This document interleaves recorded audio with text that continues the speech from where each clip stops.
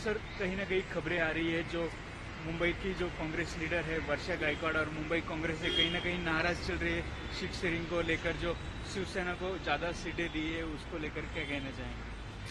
देखिए, seat sharing के ऊपर मैं समझता हूं कि कांग्रेस पार्टी ने राज्य स्तर की एक कमेटी बनाई थी और दिल्ली स्तर के भी 5 मेंबर की कमेटी थी।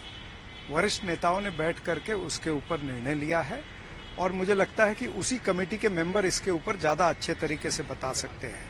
मुंबई के अंदर कांग्रेस पार्टी को 2 सीटें मिली हैं। आलाकमान का निर्णय है।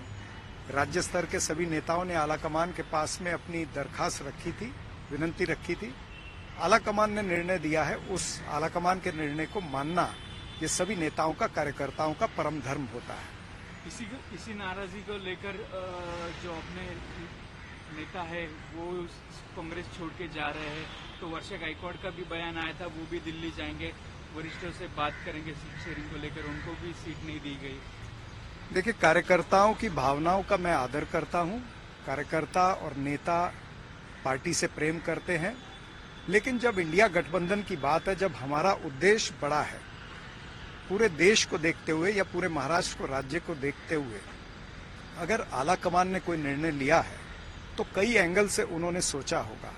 मेरे ख्याल से आलाकमान के निर्णय को या उसके ऊपर हमें प्रश्न चिन्ह नहीं उठाना चाहिए और उसे मानना चाहिए। हाँ, आलाकमान के पास जाकर के हम अपनी विनंती रख सकते हैं, हमारी जो बातें हैं, हमारी कंप्लेन है वो भी रख सकते हैं, लेकिन वो एक दायरे में होना चाहिए। आलाकमान के और पार्टी के दायरे में वो उचित है। सर, कल रामटेक में पीएम नरेंद्र मोदी जी की सभा हुई थी, उसमें कहा कि विपक्ष गलत प्रचार कर रहा है, कि उन्होंने कहा है कि कॉन्स्टिट्यूशन खतरे में है, लेकर उसके ऊपर क्या कहना चाहेंगे? देखिए, बीजेपी, जिसे मैं कहता हूं भारत की झूठी पार्टी या भारतीय जुमला पार्टी, प्रधानमंत्री ने फिर इस रूप में एक जुमला बोला है।